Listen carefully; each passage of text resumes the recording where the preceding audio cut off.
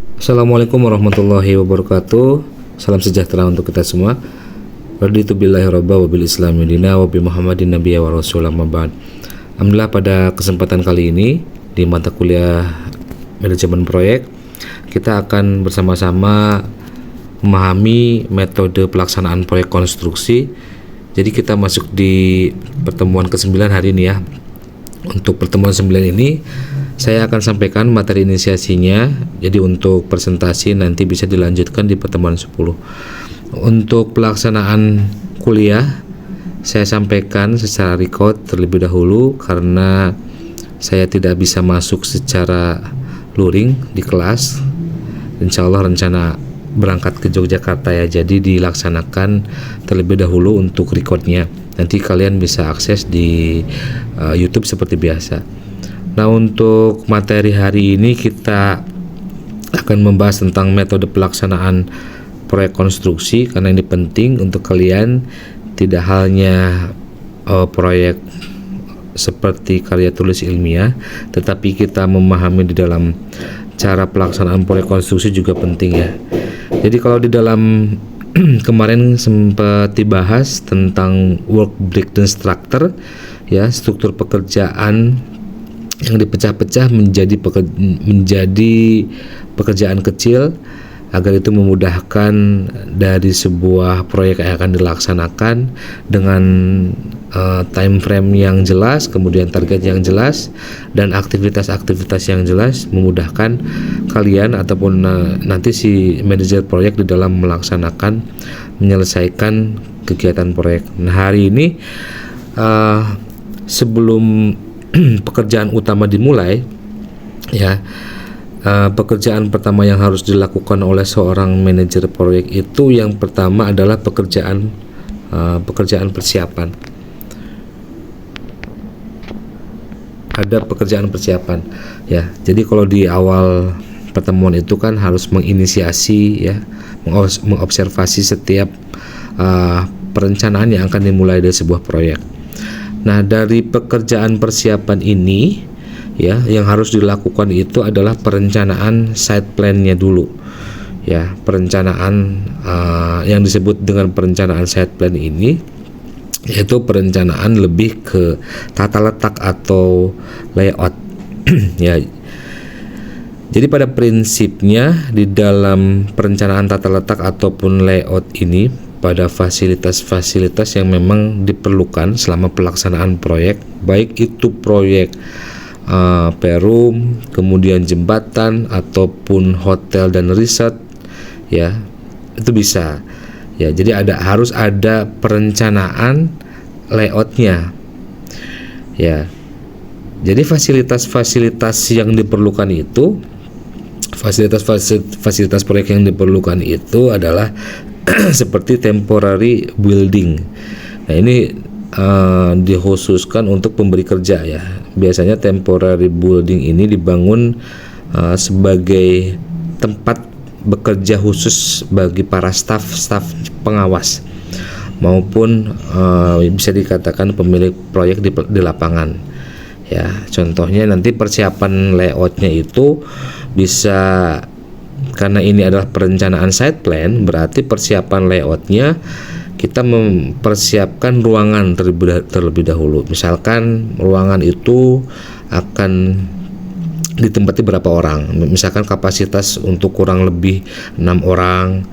Kemudian luas kantornya juga harus jelas. Nah, di dalam persiapan layout itu harus di breakdown-kan ya, seperti yang kemarin saya sampaikan ya. Jadi ada pekerjaan besar, kemudian pekerjaan kecil, dan aktivitas-aktivitas kecil itu harus dinarasikan lebih detail. Luas kantornya berapa? Misalkan apakah perlu dengan partisi kaca, itu kan sesuai dengan kebutuhan dilihat oleh manajer proyeknya. Kemudian ada ruang rapat ya, ruang rapat, kemudian biasanya ada ruang rapat, kemudian ada musola ya. Misalkan dipisahkan juga, ada toilet perempuan ya, ada berapa, kemudian toilet laki-lakinya ada berapa. Nah, itu yang harus dipersiapkan. Seperti kita lihat kalau misalkan di Darussalam sini ada gedung Madrasah Ibtidaiyah Darussalam, itu kan ada 2 lantai ya. Ya, memang rencana mau dibikin toiletnya tuh satu di bawah itu ya, di lantai bawah. Tapi kan ini lantai 2. Jadi ya, ini diharapkan si pemilik proyeknya itu bisa, kalau bisa itu kan toilet itu tidak hanya di bawah ya, dibikin di lantai 2, karena kasihan nanti yang siswa yang berada di kelas atas itu ketika mau buang hajat ataupun ke WC kan tidak harus ke lantai bawah. Jadi diperlukan menginisiasi di lapangan, memang diperlukan toilet yang bawah dan yang atas itu juga dipisahkan, misalkan toilet perempuan dan toilet laki-laki. Itu fasilitas proyek yang pertama, yaitu adalah temporary building. Kemudian yang kedua itu terkait dengan kantor proyek atau direksi kontraktor ya. Nah, di dalam kantor proyek ya, proyek kontraktor ini ya, ini dibangun untuk tempat bekerja bagi para staf kontraktor ya, yang biasanya dilengkapi dengan ruang-ruang kerja staf, kemudian ruang rapat, ruang pimpinan, ruang pantry, ataupun nanti ada toilet ya, dengan kapasitas yang menyesuaikan dengan jumlah staf kontraktor. Nah, kemudian yang ketiga itu adalah gudang material dan peralatan. Nah, bahan-bahan yang memang ini harus terlindungi ya dari pengaruh cuaca seperti semen ya, kemudian material finishing yang memang harus disimpan di tempat yang tertutup. Jadi kondisinya itu harus tetap terjaga agar tetap kering dan tidak lembab, karena kondisi gudang itu sangat mempengaruhi akan kualitas bahan yang disimpan. Jadi misalkan semennya itu jangan sampai beku ya. Biasanya kan kalau di perem itu suka disimpan di luar, kepanasan ya, kebasahannya akhirnya kan sampai beku. Kemudian gudang dan peralatan itu kan fungsinya sebagai penyimpan alat-alat ringan ya, seperti misalkan bisa disimpan vibrator untuk pemadatan beton, misalkan juga bisa disimpan genset portable. Kemudian ada alat-alat ukurnya juga, alat-alat pengukuran seperti viroid, water pass, dan alat-alat pekerjaan untuk finishing yang lainnya seperti untuk motong keramik gitu ya, itu juga bisa disimpan. Kemudian mesin bor serta komponen peralatan lainnya yang bisa disimpan untuk agar lebih safety lah. Kemudian untuk lantai gedung, bangunannya juga nggak usah menggunakan lantai keramik ya, biasanya itu hanya di finishing aja oleh semen ya. Itu untuk fasilitas proyek di gudang material dan peralatan. Kemudian yang keempat itu ada base camp staff untuk khusus para staff dan barak pekerja. Nah, di base camp dan barak ini biasanya nggak boleh jauh ya, nggak boleh jauh dibangun dari tempat peralatan dan gudang material. Nah, biasanya penempatan base camp proyek ini dibuat terpisah dengan barak pekerja, dan biasanya juga masing-masing base camp sama barak ini diberikan fasilitas seperti toilet, ada dapurnya. Kemudian untuk base campnya itu biasanya dilengkapi fasilitas tambahan seperti TV, kemudian ada tempat olahraganya misalkan seperti itu. Kemudian yang kelima itu los kerja besi dan kayu fasilitas. Nah, di fasilitas ini biasanya dibangun untuk pekerjaan lebih ke besi dan kayu ya. Biasanya los kerja besi ini tempat untuk motong, kemudian biasa untuk pembongkaran besi beton ya, sesuai gambar lah ya, sesuai shop drawing yang ada. Sementara itu los kerja kayu juga digunakan sebagai tempat pembuatan backisting ya, backisting sama pekerjaan kayu lainnya. Biasanya tempat los kerja ini nggak usah tanpa atap bangunan ya, agar si pekerjanya itu di dalam pekerjaan itu lebih nyaman ya. Kemudian yang keenam itu pos jaga dan pagar jaga fasilitas proyek yang lainnya. Ini penting karena untuk keamanan area lingkungan proyek. Jadi si manajer itu akan membangun pos jaga sama pagar barikade itu untuk keserasian lingkungan setempat. Maka pos jaga dan pagar proyek itu harus benar-benar bersih ya, harus bersih, rapi, kalau bisa ada estetis lah ya. Untuk biasanya juga dicat ya, dan diberi dekorasi. Kemudian fasilitas proyek yang lainnya, yang ketujuh itu ada jalan kerja ya, jalan kerja di lingkungan proyek.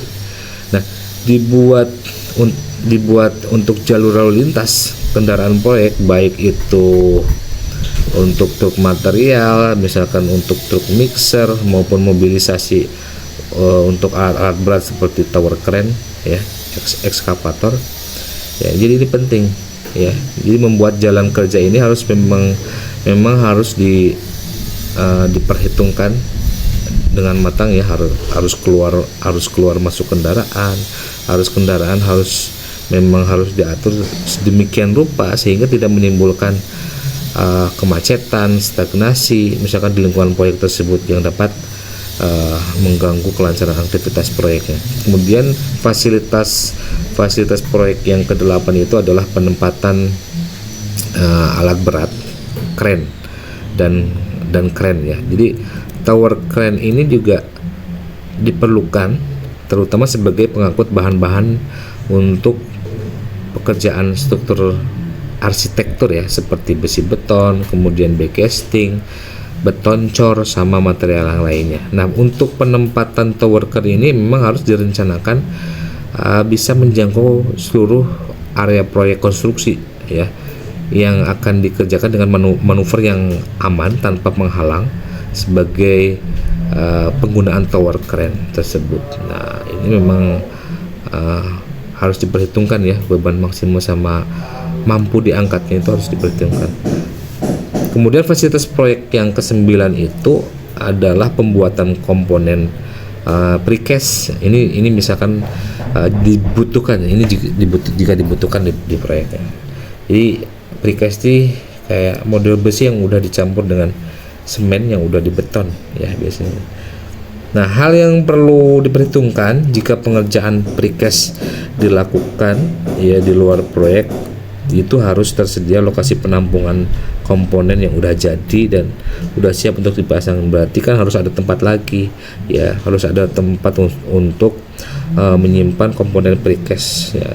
Jadi kan ini memang harus diangkat oleh mesin yang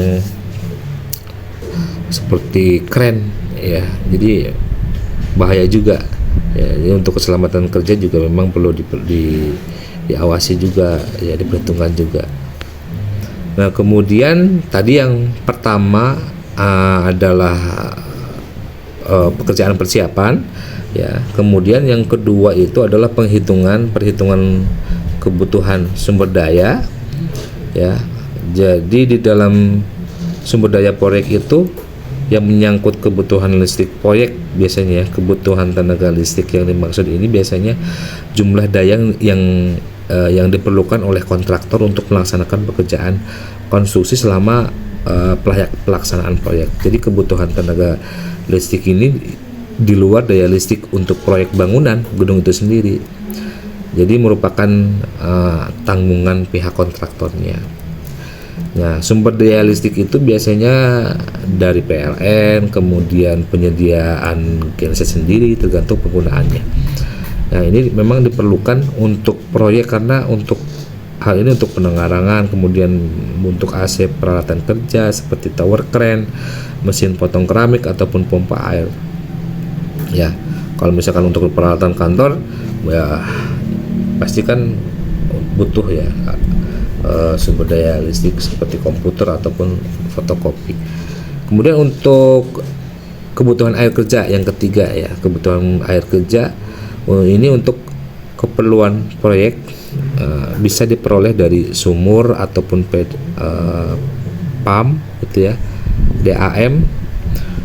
Memang air ini diperlukan untuk kebutuhan-kebutuhan seperti di toilet kantor proyek, kemudian di base camp staff ataupun barak pekerja, ya, kemudian pencucian kendaraan proyek seperti dump truck, mixer ataupun yang lainnya. Lalu perawatan beton seperti konkrit, ya, konkrit kuring, ya, termasuk testing beton.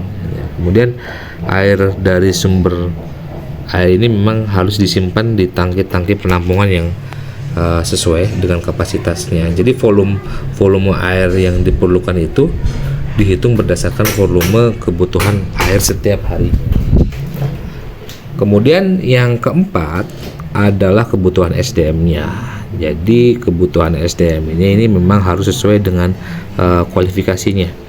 Ya, kalau saya sampaikan yang di pertemuan sebelumnya terkait dengan tahapan pembentukan tim proyek itu kan ada forming, ya, ada storming, kemudian ada norming dan performing. Jadi memang dibentuk dulu, ya, SDM yang diperlukan di bidang apa, forming membentuk, kemudian storming itu ada konflik, pasti ada konflik, tapi kan ada sedikit lah konflik, tidak sampai merubah formasi yang sudah ada. Kemudian norming ada aturannya, kemudian nanti performing dijalankan sesuai dengan target yang sudah disepakati. Itu untuk kebutuhan SDM-nya. Kemudian untuk shop drawing ataupun gambar kerjanya itu biasanya kan kita kembali ke critical path method, ya, CPM atau PERT, evaluation review teknik, proyek evaluation review teknik. Jadi di dalam shop drawing ataupun gambar kerja ini merupakan acuan bagi pelaksanaan pekerjaan di lapangan, ya. Dengan adanya gambar seperti CPM yang manajer proyek tetapkan, maka pekerjaan di lapangan ini menjadi lebih mudah, gitu, ya, dilaksanakan, dan tentunya biar bisa terkendali secara teknis baik dari segi waktu maupun pekerjaan. Kemudian yang terakhir itu terkait dengan pelaksanaan di lapangannya. Nah, pekerjaan persiapan di lapangan ini dimulai dengan melakukan pengukuran dan membuat patok ukur yang tetap, yang akan menjadi pedoman bagi pengukuran selanjutnya, dan biasanya diinisiasi oleh manajer proyek. Kemudian patok tetap ini dibuat di luar garis bangunan yang akan dibangun agar tidak hilang selama pelaksanaannya. Nah, di dalam tahapan akhir pekerjaan pengukuran ini dilakukan pengecekan kembali oleh si manajernya, ya, dicek kebenarannya bersama-sama dengan konsultan pengawas, kemudian pemilik proyek ataupun sama konsultan perencana. Jadi setelah selesai, maka dilaksanakan pembuatan semua fasilitas proyek yang sudah disebutkan di dalam dokumentasi proyek. Jadi memang harus rinci banget, harus benar-benar detail, kemudian sistematis, terukur. Jadi kalau misalkan tidak dibuat sesuai dengan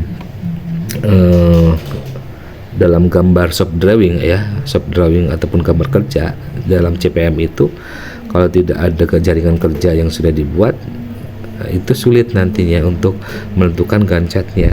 Jadi kan ada target yang pelaksanaan proyek ini akan selesai di bulan berapa, ini sudah terlihat dengan jelas.